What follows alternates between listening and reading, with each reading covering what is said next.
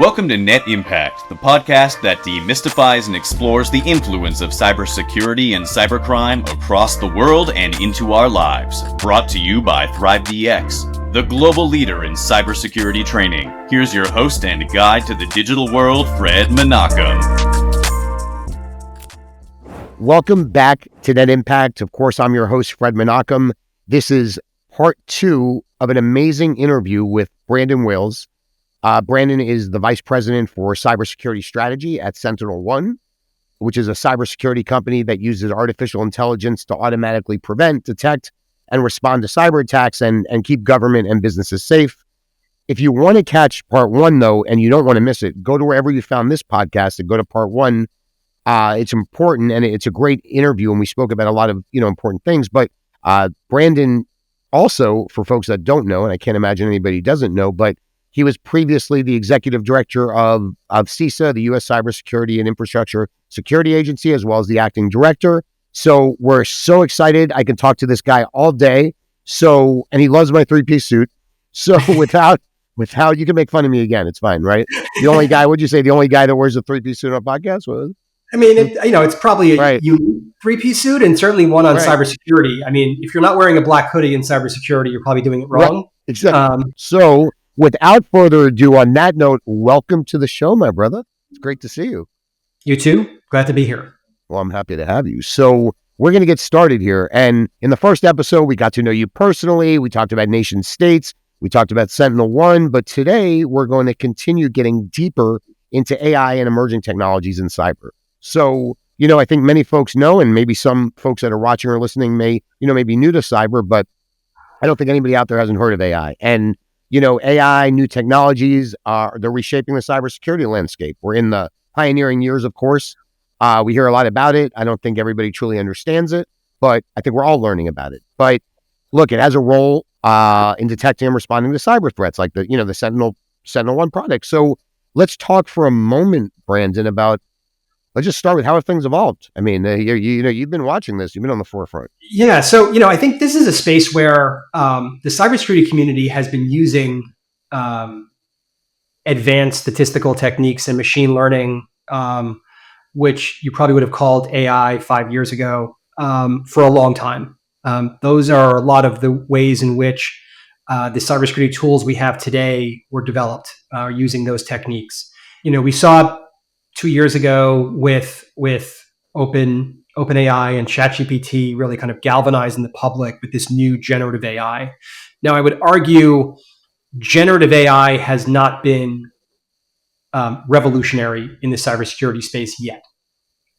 We are just beginning to see companies like SentinelOne and others figure out novel ways of using generative AI to improve their systems. And in the case of SentinelOne, it's our Purple AI system that allows how people interact with the data, allow them to use plain language instead of learning complex queries to get results. So it's a new way of doing that. We are likely to continue to see enhancements in this space. Now, I mentioned last time, I think this is a place where the defense has an advantage. Cybersecurity companies are investing a lot of resources in figuring out how do they get the most out of AI to improve our cybersecurity defensive capabilities. And that is certainly happening faster than we are seeing adversaries figure out how to use generative AI to improve their offensive tools. That may not last. We may be in a unique moment here. But it is incumbent upon us to take full advantage of this situation, figure out how we continue to innovate using AI to stay one step ahead of adversaries they're exploring, they're testing, they're trying to figure out how do they use it, but they haven't figured out the breakthrough yet that's leading to transformative capabilities outside of something like spear phishing, where they can write more effective, where they can use ChatGPT or other generative AI tools to write more effective emails that are much more believable, that make it much more likely that someone will click on a link. That is something that has been dramatically enhanced thanks to AI. But the actual malware, the techniques, the tools, that hasn't really had the same degree of of change that we have, at least that we have seen from my time in government as well as now as in the private sector. You never could keep it private. So, but I've seen recently with the elections, right? They're right. I mean, they're great freaking, they're generating good content and look, I mean, yes, they may not be at that point, right, as advanced to do the things you're talking about, but look, I mean, it's the human factor, right? One email, one freaking person to click on a link. I mean, let's talk about that. That can take down an entire company. I mean, look, you had was it China in U.S. systems for years, right? China and Russia. Yeah. The human is often the weakest link. Now, I think that is unfortunate. That has a lot to do with how we've architected our systems, and too much of our technology is insecure. It is unfortunate that it is the case that a single click by one individual can be so damaging. We should not be architecting our systems to be able to do that. And it's going to take a long time for our systems to be more secure. Right. But I do want to, as you talk about how nation states are using it, the place where AI is being most effectively weaponized today is in disinformation. Right. The spread of disinformation largely by our adversaries. We're seeing it being used by Russia, China, Iran. And this is a place where their ability to create deep fakes, video, audio, pictures, content, generative AI is leading to an explosion of disinformation. It just gives them more speed, more scale than they had before. So it's not created the problem of disinformation, but it has really supercharged it. And it is a place where, even though the big tech companies are using the same kind of AI capabilities to look for and spot it, the problem is speed. A lot of these narratives get out there, they spread quickly. Then they're being amplified by domestic individuals who may not even realize that this started with one of our adversaries putting it out into the ecosystem. And it's hard to control, and it's hard to put that genie back in the bottle after a narrative is out there. And sometimes it's timed to be perfect. So I believe it was in an election in Slovakia, where just a few days before the election, a deepfake audio recording was released of one of the candidates supposedly talking to a reporter about how they were going to steal the election.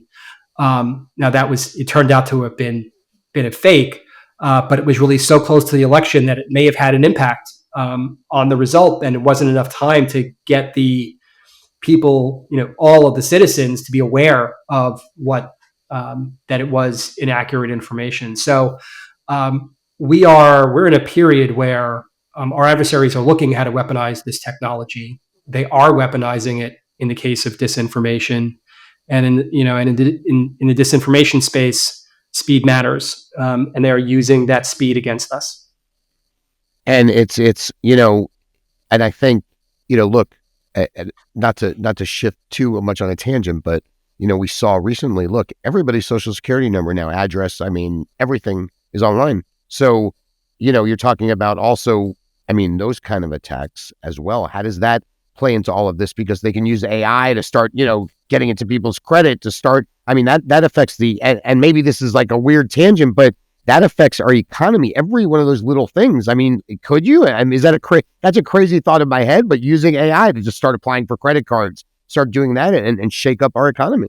So there are ways in which companies that deal with credit cards or medical records, et cetera, try to avoid the ability for people to kind of farm to do that. There are controls in place theoretically that are designed to avoid that. We haven't seen that happen at scale. That being said, those are real problems. I mean, it is true that at this point in time, thanks to cyber attacks, largely by criminal organizations and others, they have stolen people's identity and medical records of millions and millions of individuals across the country and around the world. And you can go on the dark web today and purchase medical information. You can purchase social security numbers and credit card numbers and maybe 20 of your personal email account and password combinations that were used at various companies that had breaches. So that information is out there.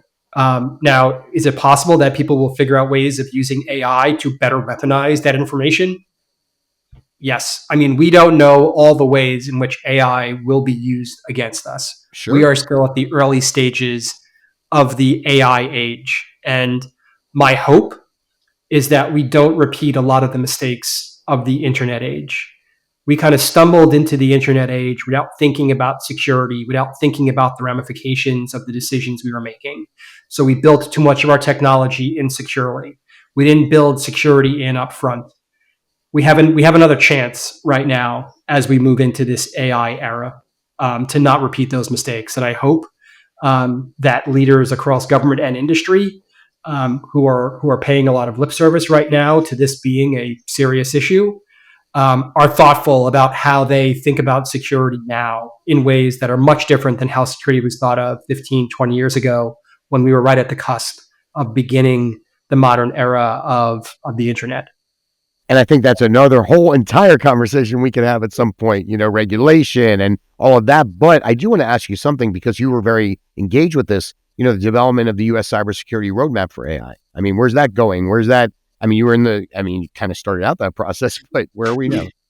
Yeah. So, I had an opportunity to work on CISA for how they were going to handle AI. And CISA is somewhat unique. A lot of government agencies, their focus was really going to be, how do I use AI and how do I do so in a way that respects the security, privacy, all the potential ramifications for how an agency might use it. But CISA has kind of a dual role. On the one hand, we needed to figure out how we were going to use it, how we were going to integrate it into our systems to make our systems more effective, how we were going to use it to enhance our ability to conduct analysis, or how we were going to use it to improve our cyber defenses that we were using to help protect federal agency networks. But we also have a role because of CISA's activities to help support the entire cyber ecosystem for what we were going to do to work with companies involved in the AI supply chain to make the entire AI system more secure. And when I say AI supply chain, what I mean is there's a lot of focus today on the kind of the big frontier model companies, OpenAI and Google DeepMind and Anthropic, who are developing these cutting edge models. But most ways in which AI is going to be integrated into our critical infrastructure, the places where you could have the most damage, is not going to be directly from one of those models. Those models or adaptations or variants or tweaks on them are going to be integrated into software applications and hardware applications that are then layered into business operations. And so when we thought about this, we said, how do we make sure we're providing really good advice to software developers, the model developers, to make sure how they're building security in protecting those models from being weaponized? How do we work with the application developers who are taking AI models and building tools that are going to be integrated into our critical infrastructure, controlling factories and helping to support the operation of water plants and others? How do we make sure that those applications are built with security in mind? And then how do we make sure that when the users interact with that they understand the risks to do so? And so when I was in government, we started putting out series of guidance designed for different audiences to make sure that everyone from model developers all the way to businesses understood what their role could be and the mechanisms that they could use and the guidance that they should be following to make their systems more secure. That, I would argue, was still nascent. Right. We're still learning things about AI nearly every day, and the technology is evolving at such a rapid pace that our guidance is going to have to keep up with that. So I am sure CISA is still working those problems and doing it. Now, on the other side, in industry and watching how SentinelOne and how some of our other customers are beginning to think about AI, how do they build more secure AI systems? So this is a problem that everyone is going to have to grapple with. There are a lot of other challenges when it comes to AI that the government issued what I think might be the longest executive order in history. Was the one that the president issued on AI last year. but it covers a wide range of topics, including like how does the government operate it safely? What are the places that we that we do not want to use it now until we build out new protections? How do we make sure we are thinking about best in breed of this technology to ensure that the U.S. government is leading the pack when it comes to safe, responsible use of AI? How do we encourage innovation where we need to? How do we ensure that where innovation is happening, we're putting the right guardrails around it? So it kind of covers all fronts, and there was activity happening well beyond CISA. But I think we played a meaningful role in helping think about security, particularly cybersecurity, and how it was going to be built into systems. And now I'm getting a chance to do that on the other end. Well, that's a great segue. By the way, for anybody listening or watching, Brandon and I don't exist right now. This is AI. Everything we're saying and doing, right? Just kidding, right? Somebody might believe that. I wish. Yeah. Can I just use AI and get paid? That would be a fantastic. I mean, wouldn't that be exactly? Maybe that's the future, man. Right? Let's figure it out, Brandon. We can make a lot of cash here. I mean, the new Anthropic tool they just released in the past 2 days can actually control a computer. So I mean, we're getting closer to it being able to respond to all my Slack messages without me. I mean, a great idea. I mean, I have this whole broad vision, which we'll talk offline about, building this whole cybersecurity ecosystem. Talk about some of those things, but that's something I'm brewing. So maybe there's an angle there. Will SentinelOne invest in that? Tomer, can we ask? Anyway, right, exactly. But all joking aside, I think the next topic really is a critical topic. It's one of the most important topics we can talk about, and it's our future because it's about public-private partnerships in cyber. Now, I worked in politics for a long time, and I'll tell you something. For a long time, people were, I'm old, but for a long time, no. You remember, like early days, government people were opposed to public-private partnerships, but we've seen over the years how successful those can be. And I think, there's got to be strong partnerships between government and the private sector if we're going to be successful here and successful in protecting our country and our nation. Let me put a finer point on kind of why we think this is so important. The private sector in cyber is not on the front line. They are the front line. So if we go back to the Russia-Ukraine conflict, the first shot that was fired wasn't a missile. It was a cyber attack against a Western communications company, Viasat, that operated satellites over Western Europe. Some of those satellites were being used by Ukraine for command and control. Russia targeted that satellite, disrupted their ability to communicate. It affected Ukraine, but it also affected other countries in Western Europe as well, Western and Eastern Europe as well. In any future conflict, our adversaries are going to use cyber as tools against us. We talked a lot about this in the first segment about particularly how China thinks about this and how they're prepositioning on our infrastructure. But if we know that the private sector is that front line in cyber, well, then we need to do everything we can to work with them to make sure that we are taking this seriously and that we are working in as cohesive a way possible to ensure that our nation is more secure. There are things that only the private sector can do. There's things only the private sector can see in cyber.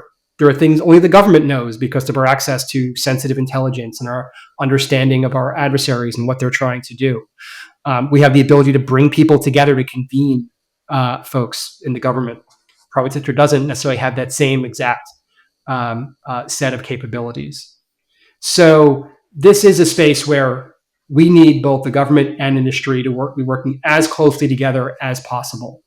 Now, there were authorities given to the government, in particular places like CISA, where I used to work, that allowed them to manage public-private partnerships in unique ways, to have protected, trusted conversations so that you could talk about things like vulnerabilities without it being open to public disclosure and give that information over to our adversaries.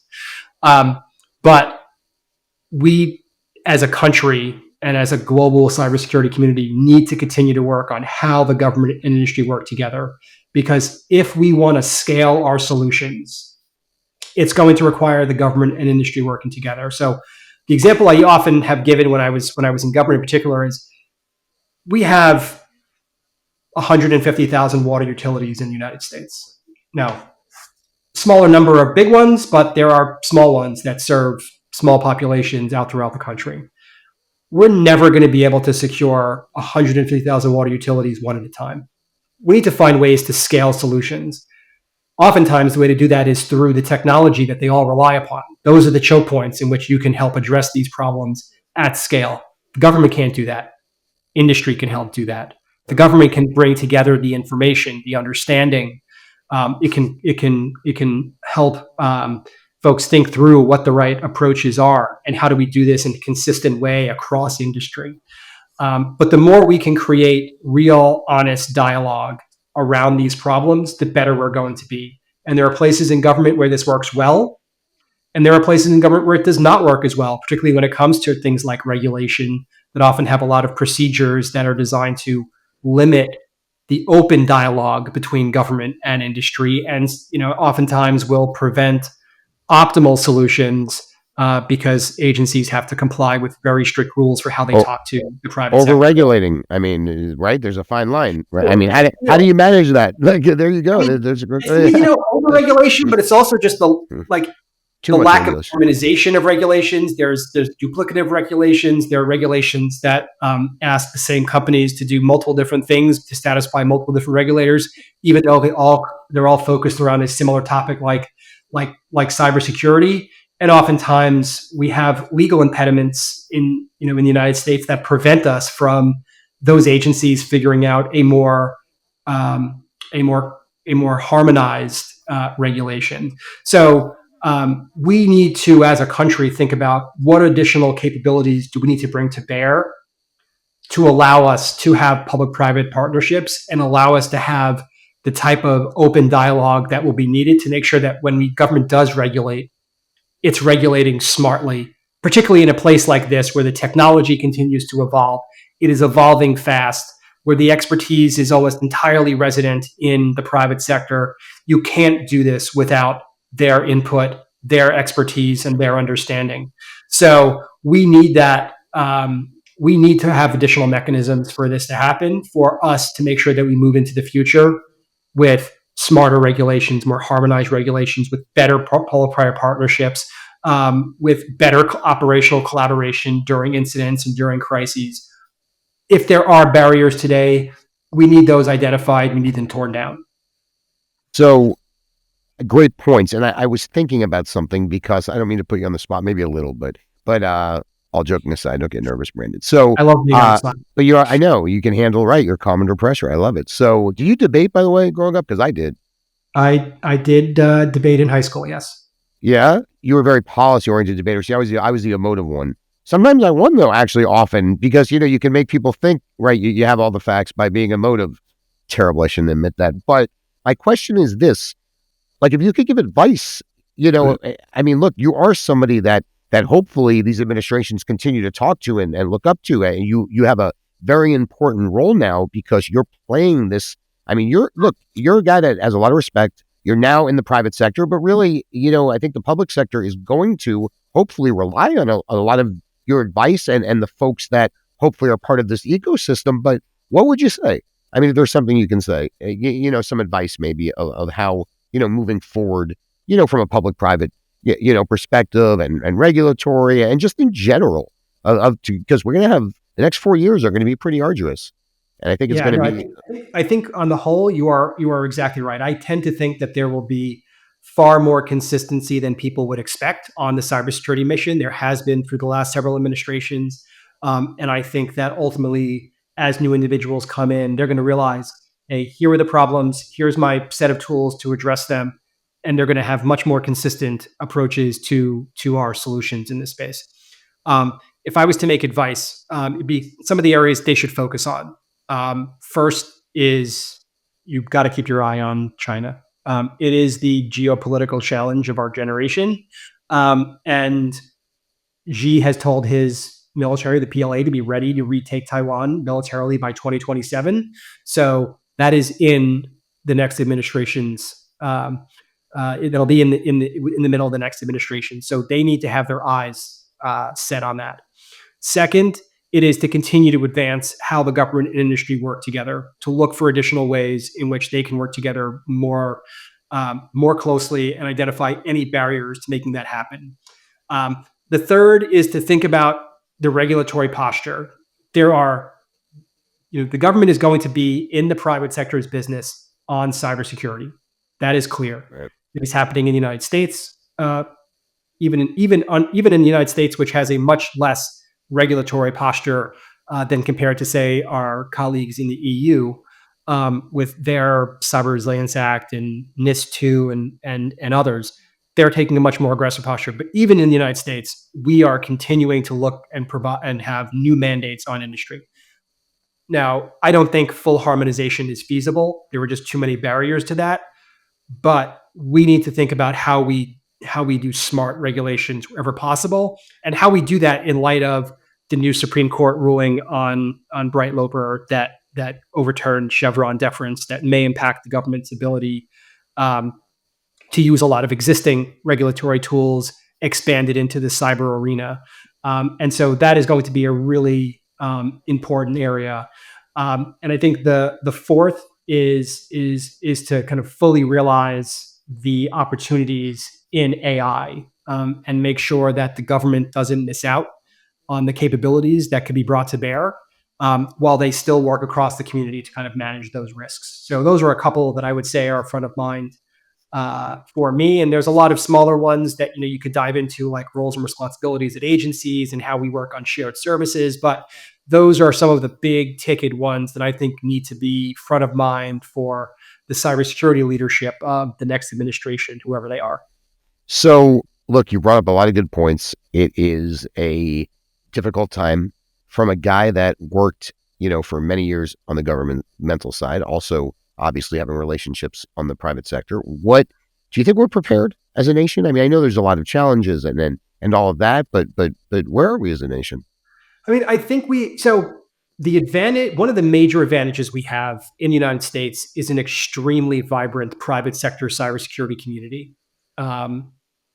Companies like SentinelOne, but others like Mandiant and CrowdStrike and Palo Alto and others, people who are SentinelOne's competitors day to day, but they make up this ecosystem of companies that help make sure that the U.S. as a whole, and in many cases, global companies, we're helping not just the U.S., but friends and partners around the world, that we are as prepared as possible. Do I think that we are ready for a full-scale cyber conflict? Probably not. Because I think our adversaries are working every single day to find weaknesses, to pre-position and get ready for that conflict. And if I look at something like July 19th, when we had the major outage due to the CrowdStrike update, the amount of resilience that we have today is not where it needs to be. And so I think this is an issue of, while we continue to build and enhance our cybersecurity capacity, we need to build our operational resilience capacity for our country, which I think is one of the real key lessons of looking at the Russia-Ukraine conflict.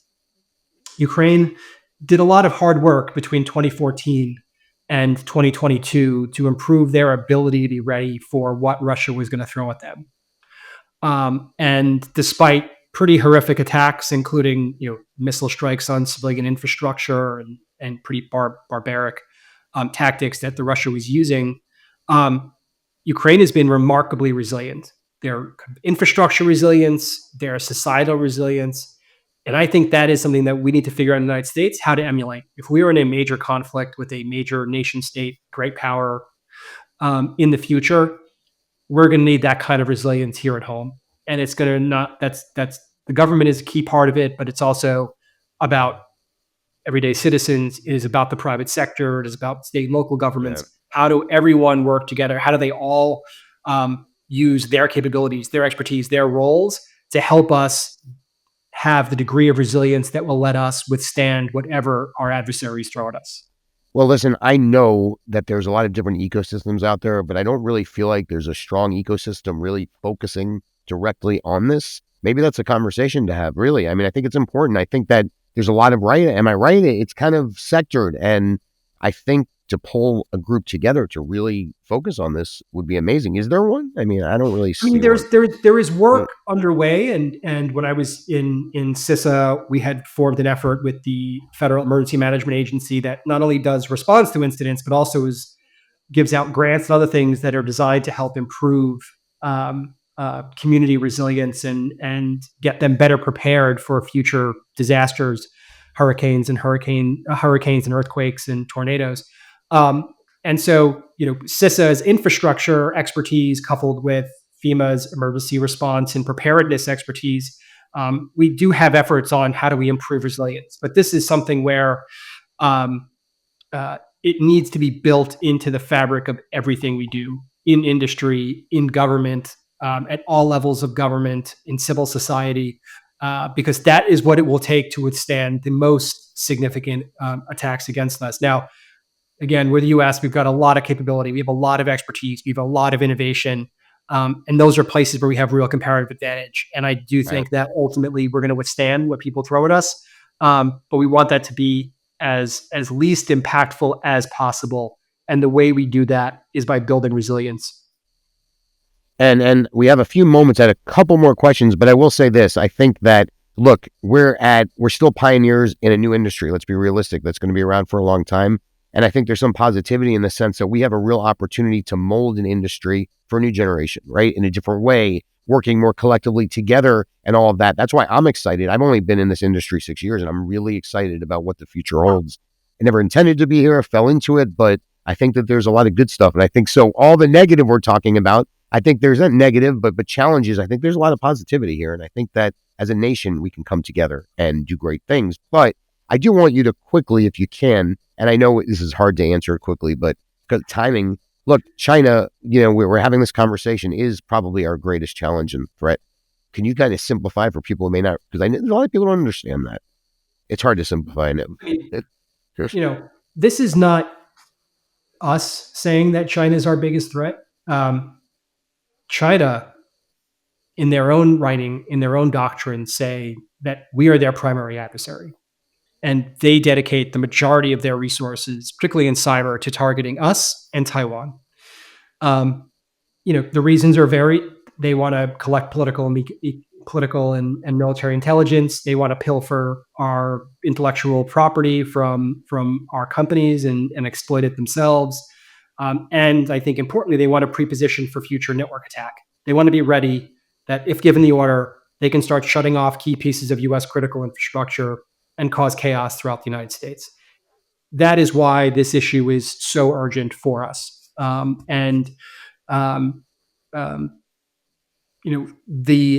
I would say is, a conflict with China is not inevitable, but the more unprepared we are, and the more they believe they will be successful, the more likely it will become that we will face a crisis with them, and we could face cyber attacks against our infrastructure. And so I think it is certainly what motivates me to work hard every day on this mission, and shown no signs of letting up. So I've got plenty of motivation for a long time into the future. So before we go, we have been talking about really heavy stuff. I mean, it's an important stuff, but it's heavy. And why don't we end it on a lighter note, man? You have something to share, a story, a tidbit. Am I putting you on the spot? But you gotta have something big, big Italian family guy. I mean, come on. You have something funny to share. The way I would describe a big Italian family, loud, sometimes obnoxious, although that's mostly on people, not me. My family was on a trip, and they were having dinner one night, and super loud, and like we are all the time, but just probably more so. And at one point, the table next to us, the table next to them, kind of leaned over and said, "We loved you on The Sopranos." Because that was their frame of reference. Now, I think that's a little pejorative and a little stereotypy, but I can't fully argue with what they were saying. That is amazing. Look, one day you'll have to meet the Menachems, and Jews, Italians, the same. And if you've ever known, pizza bagels, right? Half Italian, half Jew. A lot of them out there. So well, that is actually like me. My father is actually was a Sephardic Jew. How did I finally know this? It's finally coming out. I knew there was some Jewish. Yeah, I knew it. Okay. Actually, it's an interesting story. My father father, my grandfather, met my grandmother in Morocco during World War II when he was stationed there in the Navy. She was a Sephardic Jew from Morocco. Her family had moved out of the Iberian Peninsula during the Inquisition and went to Morocco. So my father was bar mitzvahed, but I grew up more on the Italian side for my mother. The DNA's there, baby. I knew it. I freaking shit. I had a feeling. Let me tell you something. My father always said, so you see this 3-piece suit, right? And we'll end on this note. He said, dress British, but think Yiddish. So, and you have a Yiddish, right? You have a Yiddish cup a little bit. So listen, man, it has been amazing. I've had the best time. This has been fun. I love talking to you. I love getting to know you even more. You're a great guy. You've served this nation. You're going to continue serving this nation and this country. And I'm so happy to have you. So we'll have you back. I'm looking forward to continuing our relationship. Follow us on X, on Twitter, LinkedIn, Instagram. Make sure you check out SentinelOne's products because really, I am fully impressed. And on that note, Brandon, good to see you, my brother. Thanks, Fred. Appreciate it. All right, my man. Today's podcast is brought to you by ThriveDX, the global leader in cybersecurity training. Now, are you interested in learning more about becoming a cybersecurity professional or how to better secure the future of your organization? Visit thrivedx.com for more details and make sure you follow us on YouTube, LinkedIn, Instagram, and X, formerly known as Twitter, for updates, info, and more. And before we go, I want to thank everyone who helped make this possible. My dynamic executive producer, Michael Seth Prell, our producer and publicist, Carrie Ann Hilton. The design and original music was done by Gilly Fox, Ksenia Aron, and Moro Khana. Our editors, Modi Nachum and Amit Zach. Our advisor, Yoni Neiman, and our manager, Liora Zeri. And the entire operation was overseen by Eugenio Robino Writer at ThriveDX. Thanks to this incredible team. Thanks everyone for joining us. This is Fred Menachem, 0 to 60 and nothing in between. We'll see you in the next episode.